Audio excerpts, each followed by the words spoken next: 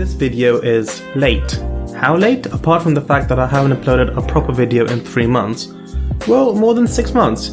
I had this idea before DreamHack Valencia 2017. So why is it late, now that you ask? Well, a mixture of rewriting the script, too many half-finished ideas, and a lack of proper motivation. So why is it out now? Well, the main reason is I have a lot more on that than I did beforehand, and that's due to two very special people, Andrew Yoder and Hayley Williams. Now, what makes them so special, you should ask? Well, Andrew and Hayley are both level designers for Hi-Rez, and one of their tasks just so happens to be design various levels in Paladins. Before starting this whole video, basically, we should get a couple of things clear. What you're about to see and hear about level design are their own views on designing various things. They don't necessarily represent the views of the design team, and as an extension, the studio itself.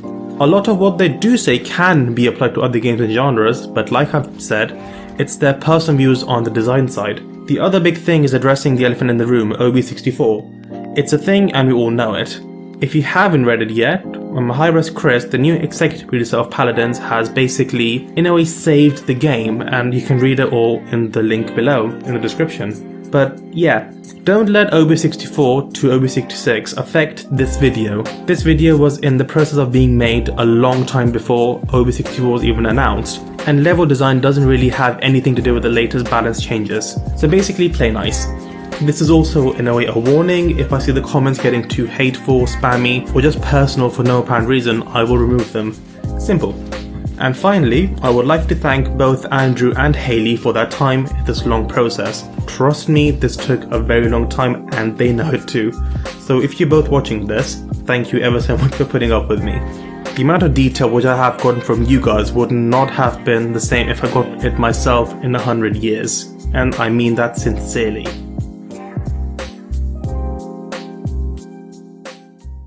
So, just so we're all on the same page, the best place to start would be from the beginning.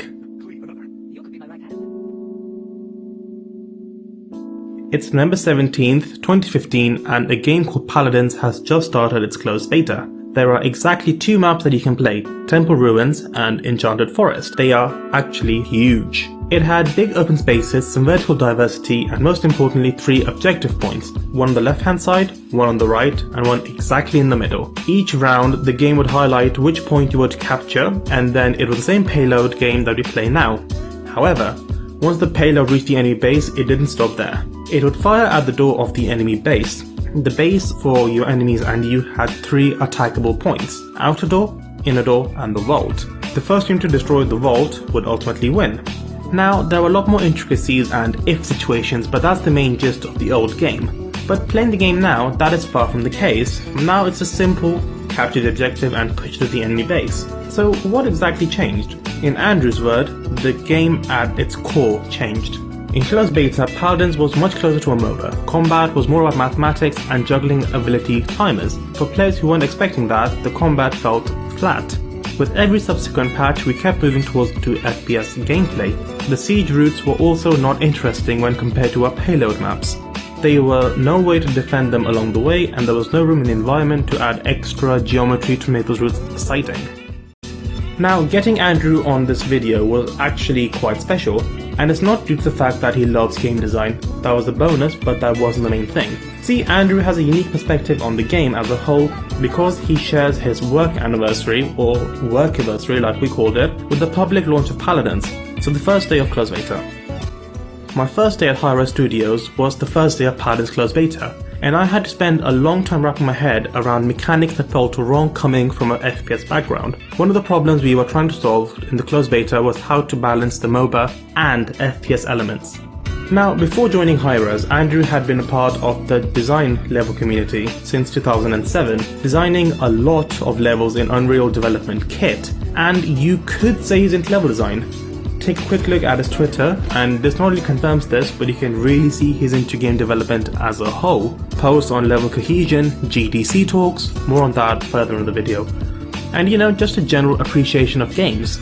So coming back to the old maps, it was clear to Hi-Rez between internal iterations and external feedback that the game is going to be a lot more focused on the FPS element. Andrew tells me to make the game finely tuned FPS, quite a few things had to change even before the maps were touched. The most important would be the TTK, or the time to kill. This may be hard to imagine, but there was no reload mechanic in the game until 2 months after the game started its closed beta, CB12. Reloads have been introduced into Paladins and have been given to all champions. This allows champions like Skye to be a bit more bursty with the added pacing of a reload to slow her down and add more strategy to when you want to reload. Mounting will automatically reload your clip, so be aware of that. Even with no reload, it took Ruckus about 10 to 15 seconds to kill another tank, which would have been either another enemy Ruckus or Fernando. Now, come to think of it, CB12 was the most influential patch for Paladins. Ultimate abilities, payload/survival mode, stealth grass, reloads, beacons, legendary cards, and outfire on all champions. But let's not get too off track. With the TTK changes now being slowly implemented, the projectile speed increased while the size decreased. The speed of the champions were also adjusted, which made things much more consistent and faster. With all these changes and the old map, you can start to guess it wasn't really a healthy mix. As the weapons moved close to FPS element, the empty areas of the 3-point map became massive killing fields. Zoning was a huge problem since the first team fight won at a capture point would prevent a second team fight. It was like current ice mines, but every single point on every map. The old maps were getting outdated and everyone knew it. The young and budding esports scene at the time was getting repetitive to watch as zoning became the most effective strategy. The casual players were also getting bored of the same experience. Even though there were multiple levels, it felt like the same experience had been textured differently. Now, even Hi-Rez knew they needed to add new maps to complement this new core design. However, this would mean the work done in previous month would go to waste. But as we discussed in the previous video, in game development, very rarely is everything scrapped. There's the old English proverb goes, necessity is the mother of invention.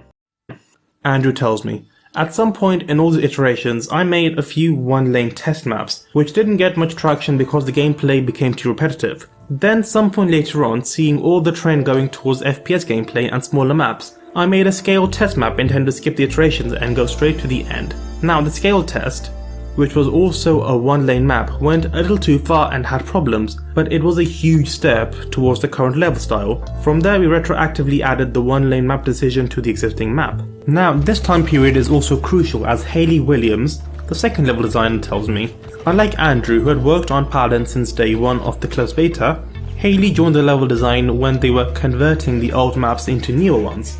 The large scale of 3-point maps made designing a balanced and fair experience a challenge. Scaling down the maps allowed for more control, and on our side of things we can focus on providing engaging fun maps and making the best play experience for all our players. Now, while Hayley has yet to see a siege level added to the live game, you'll see her work in the game already.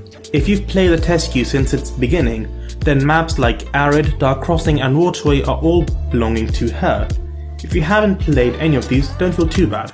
Her first map, in which she is point person, got added very recently, the Magistrate's Archives. Her biggest contribution to the game has actually been designing the tutorial and the shooting range. Well, actually that's a stretch. She is very active behind the scenes with a lot of things, and her time being used on collision detection, implementation and R&D. Coming back to the conversion of old maps into new ones. As you can imagine, this process takes time. The first implementation of the new maps was in CB30. The journey that started in CB12 was now finally coming to its fruition. It's probably easier if Drybear, the previous lead designer of Paladins, explains the new system. It's a bit of an experiment for us to test out a different take on the game mode Siege. You'll still be capturing points, spawning payloads and pushing those toward the endpoint, but in a little bit different style. Typically on the Siege maps, you'll spawn in a base and move out into an open map with 3 different points. Now we're trying to lay out the areas for each individual point. We saw that the connective tissue between the points ended up becoming problematic. If we wanted a single point that was tight and had very tight side routes, that would actually block off the point that was next to it. And so in this new map style, you'll spawn in a base that is completely blocked off from the world with a portal in front of you that will take you to 3 distinct areas. These areas are on the same map and in the same map style. These areas cannot be reached from each other and will be a little bit tighter and a little bit more contained.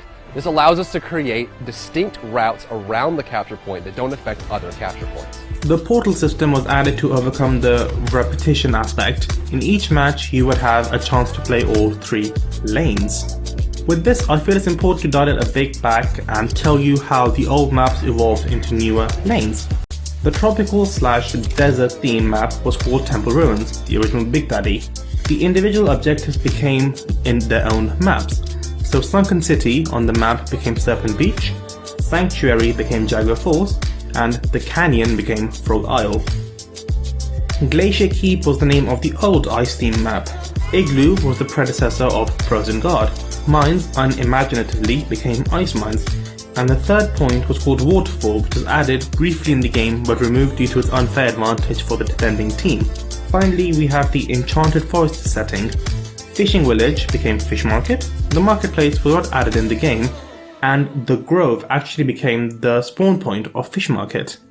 For all the old school players watching the video now, you will have noticed that I missed out one siege map, Gauntlet.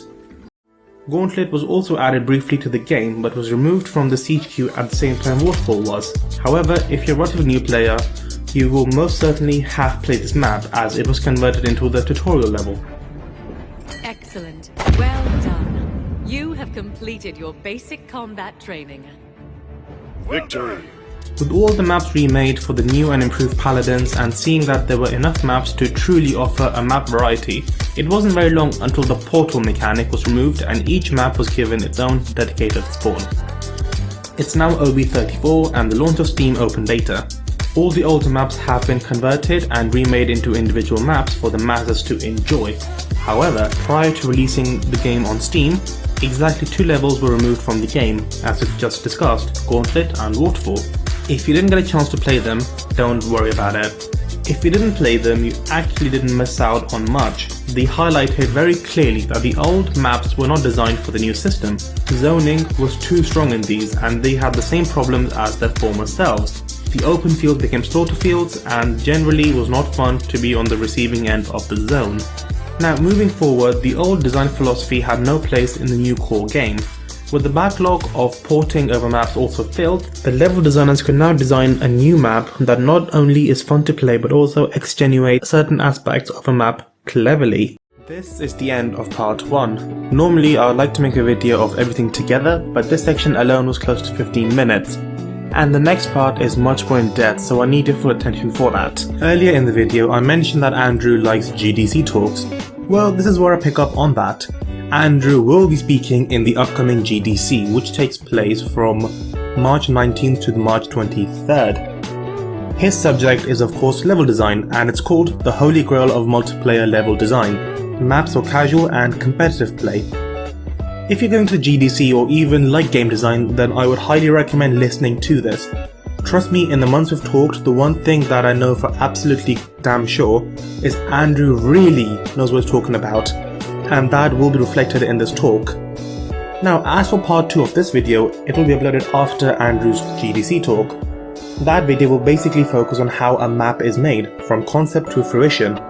It covers a lot of topics that Andrew will talk about, and we will also go in depth in a few of them, or maybe mentioning some that he hasn't covered. For now, however, thank you all for watching. I know I've been away for a ridiculously long time, but it's finally all coming back together.